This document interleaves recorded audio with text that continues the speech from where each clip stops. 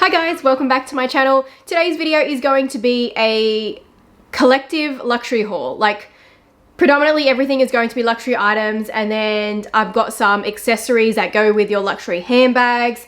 It is mostly focused on ready to wear. So before I dive into today's video, if you are new to my channel and you love all things luxury, then I would appreciate if you would hit that subscribe button below and also the bell so you can be notified when I upload new videos. I upload every weekend, and then I also make, well, I try to ensure that I have a midweek upload as well. Let me start off by doing the Chanel ready-to-wear pieces. So I have a mixture of new and pre-loved. I still think that when it comes to buying ready-to-wear, it is best if you can get it pre-loved because you can make great savings because ready-to-wear generally does not hold its value. Also, if you can, try to get it when it's on sale. If you follow the Chanel private, like they're private sales, but they are public as well. So they don't advertise them, but they do have their sales generally twice a year, at the end of the year in December and then again in June. So we're gonna start off with the first ready-to-wear piece, and I'm actually wearing it now because I love it. I was like, you know what? I don't want to just show it on a coat hanger. I want to actually wear this because I really like this shirt. So this is from spring summer this year. It is quite obviously a shirt from Chanel, but it's actually a knit shirt. So it's a rib design, so it's very, very stretchy. Like, look at that. Look how much it stretches. Like, pow, pow. I'm just looking at the viewfinder. Like, look how much stretch there is to this shirt. But yeah, it's a very, very stretchy ribbed shirt. The retail price on this in Australia was $3,800, which I was not going to pay. I was like, no, I'm not going to pay that. So a lot of the time when I buy new ready to wear, if I don't buy it on sale, and if I don't buy it in Australia, which is like, sometimes I buy it in Australia, but usually I'll only buy like the really hot pieces, or I'll buy stuff that's like on the lower cost side of ready to wear. If I don't get it in those formats, then I do tend to buy from Europe as well, and I will use a personal shopper, or I might use a relative, or I might have a connection through my personal shopper who will be able to get the ready to wear piece for me. So that's what happened in this instance, because this particular color wasn't available in Australia. They only had the white, at least as far as I know, because my sales associate said that she only had the white one. I feel like if you are based like in the US, Hong Kong, Singapore, you find that your pricing is actually a lot better than like in Australia. So I feel like you should only be trying to use a personal shopper when you can't get something in your country, like it's not available, a particular bag, jewelry piece, whatever. That's when you should be going with a personal shopper, because you can't find it in your country. And the reason I say that is because you probably find that you're not going to make a big saving, and by maybe only saving 100 or something like that, you're then losing that connection that you could be building with your Chanel sales associate. Because with Chanel, they do have tiers. So they have, the first level is elite, and it's around about like $70,000 to $100,000 a spend per year, not really counting bags, because bags sell themselves and leather goods sell themselves. It's mostly ready to wear, jewelry, shoes, maybe a bit of accessories, that sort of thing. They do somewhat consider bags, but your majority spend can't be bags. And then your next level is VIP, and VIP is around about like 100 odd thousand. It really is relative to the highest spender in those categories, and depends on your country and your city and the level of demand. So I recommend that it's actually better to try and continue to build a relationship with your local Chanel store, or with the same sales associate at Chanel. So that way you can try to build your, you know, maybe get to an elite status or VIP, wherever it may be. And then you can get those additional perks from Chanel. So you'll get gifts, you'll get VIP invites to the sale. So you'll be able to shop those sales when they do go live before anyone else, like before the public. I know with VIP status, they actually do fly you over to the fashion shows. So you might get invites to the fashion shows and get flown over. So there are some perks to be had if you can shop with the same sales associate and the same store. That is why I kind of go like, it is, you know, even though for me, I use a personal shopper, I think that my circumstance is a bit different because I built this relationship with my personal shopper and I get additional perks. That being said, I also live in Sydney where it is very competitive. I believe that the beginning elite status, if you are based in Sydney, is starting at around about $120,000. That's the base status, like elite. $120,000 per year, not even counting bags. And it might even be more than that, but I would say that that's the minimum. So it doesn't really benefit me all that much because I probably wouldn't reach that elite status here. That's kind of my spiel about, you know, using a personal shopper versus buying from the store. You know, that's based kind of more on my personal circumstances, but I just kind of wanted to point out, you know, that you can kind of get some perks from Chanel if you are willing to just stay with the same store, shop with the same sales associate. I think that that ends up being very rewarding. And move on from that and go back to talking about this top.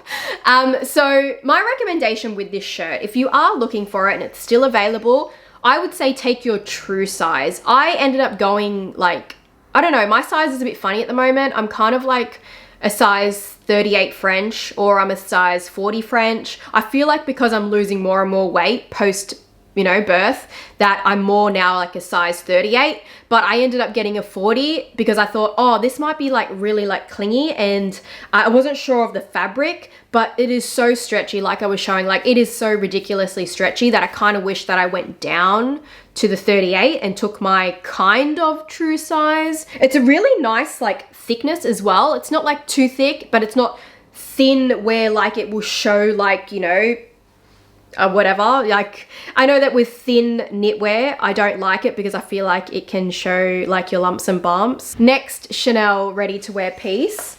I think this is the only other Chanel ready-to-wear piece I have, and it is this beautiful Chanel white little confetti sequin dot top.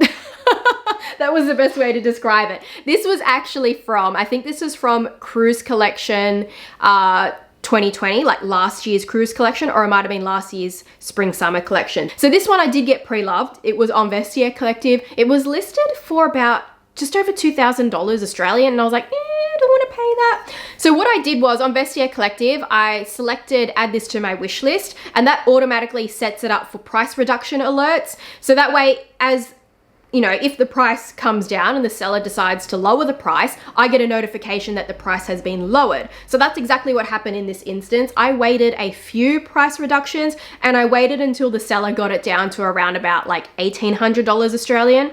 But then I was like, hey, I'm gonna make an offer. And I made an offer up to 30% less than the price, because that's what you can do in Vestiaire Collective. You can make an offer up to 30% less. So I ended up paying, she didn't accept the 30% like reduction. Not everyone does, but some do. But I ended up paying around about like, I think it was about $1,500 Australian, somewhere around there. And the condition is amazing. It was almost like new. Like I don't see any flaws to it. I think the only thing I kind of noticed was like some of the confetti pieces, some of them are a little bit crimpled up a bit, like a bit kind of like, you know, from where it might have gotten scrunched up or something. But yeah, really cute shirt. I'm looking forward to wearing this. I think that I could wear this in winter as well, not only in spring, but I think I could wear it in winter because it's not all that hot in Sydney anyway. And it's still got somewhat of a, like, it's not really thin or anything, but it's got somewhat of a thickness to it. All right, so let's move on to a little bit more ready to wear. I've only got a couple more pieces, and this one is actually from, oh yeah, I've got another piece from Vestiaire Collective, but I'll do that next because I kind of feel like it's not exactly like ready to wear. It is, but it isn't. But yeah, this piece is from, let me spin that over. This one is actually from Rakuten. So I don't get to shop much on Rakuten these days because it is annoying when it comes to shipping. The sellers can't direct ship. You got to use Rakuten Global Express, and you've got to have it FedExed over, or you got to use C-Mail, which is so slow. It was under $1,000 Australian. So very, very good deal, especially for a DIOR jumper with the logo on it. I don't know what season it's from. I have no idea. And I believe that it is actually a cashmere kind of blend. It does feel pretty soft. Let me check. Oh yeah, It's a cashmere, polyamide, and elastane. So it is quite soft, and I think that for under $1,000, that is definitely an amazing deal. I do have already another DIOR cardigan. I'm wanting to get the DIOR jumper with the DIOR 8 at the back. So that's the other thing I've been hunting. But because that is so popular, I find that you don't get the best deals on it. Definitely compared to the retail price you do, but you just don't get the absolute best deals on it. I was actually lucky with this. This is actually size 40, which is not that common on Rakuten. Usually they are smaller sizes, but that could be why it was for a good deal, because within Japan, most people are quite small. They probably don't take a size 40, and I think that's maybe why I got a good deal on it. The last piece I have that I purchased Preloved from Vestiaire Collective. Like I said, one of my favorite places to shop Preloved fashion. So it isn't, I don't know, is this a ready-to-wear piece? I kind of feel like it's kind of not. But I picked up the Christian Dior bralette and brief set. So I actually owned one of these before. I owned this bandeau before in black. But I ended up having like a quality issue with it. I bought it brand new from the store and I paid like $1,000 for it, and it really annoyed me. So once I got it fixed, I ended up selling it because it just bothered me. However, that was like about 4 years ago now, so I'm kind of over it. And if you watch one of my last luxury hauls, I actually did reveal that I ended up buying the Christian Dior like other bralette, the knitted one, which was from that current sort of season. So this one is a set, and it did, like I said, I got it from Vestiaire Collective, and I did get it for a very, very good deal, because one of the prerequisites that I had when it came to repurchasing this kind of bandeau was that I had to make sure I got a really good deal, because I am paranoid that I'll have a quality issue again. And I can already say that when it arrived, like, it was pre-loved, so it is what it is, but I could kind of see that there is already like loose stitching sort of thing around like the strap area. And that was kind of like what was happening with my one before when I had it. Actually, my one was much worse. My one had loose stitching on the straps, and then this whole bottom part unraveled. That's what happened with my one. However, this one looks like it's stitched really well. The only downfall that I seen was the straps look like it has a slightly loose stitch. However, I know that that's actually an easy fix, and I am going to go ahead and fix that myself, so I'm not too worried about it. I have already actually been wearing this, and that is why if you look at the back, I've already stitched like I've made it shorter, the strap, because these straps are always way too long on me. I think these bralettes brand new are like $1,200 now, and then this is probably $1,000. So yeah, at least $2,000 Australian I would have been paying. And I feel as though for the fault that it has, it's an easy fix that I can actually do myself anyway. For the brief, I'm not sure at the moment if I'm gonna keep it. It looks like these have actually never been worn. It looks like the person just wore the bralette and never the brief. So yeah, I don't know if I'm gonna keep it or sell it back on Vestiaire Collective or something like that.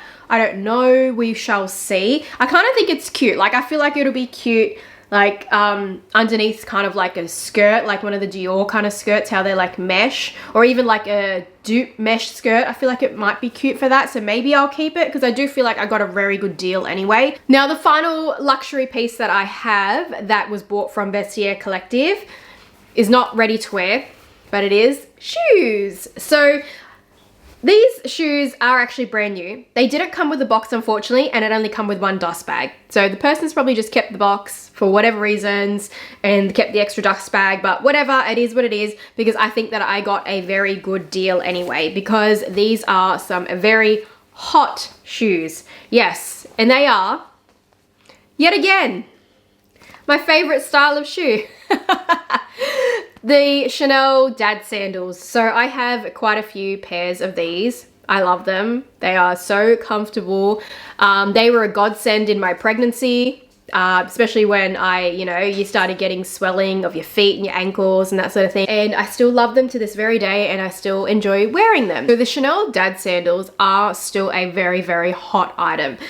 They haven't brought them back in rubber. So these are actually a very old season. They are well and truly at least a year old. Current dad sandals are all in leather, or some kind of fabric. And they start from around about like $2,000 Australian, like the retail price. Whereas the rubber sandals, they were only about $1,300 Australian, like brand new, like the retail price when they first launched. So the leather ones are much more expensive. And on Vestiaire Collective, the leather ones, I see them selling for like well over $2,000. Like you cannot get a good deal, unfortunately, on those. So basically I knew I wanted the black dad sandals, but I just wasn't prepared to pay more than $2,000 for sandals. Like I don't feel like it's really worth it.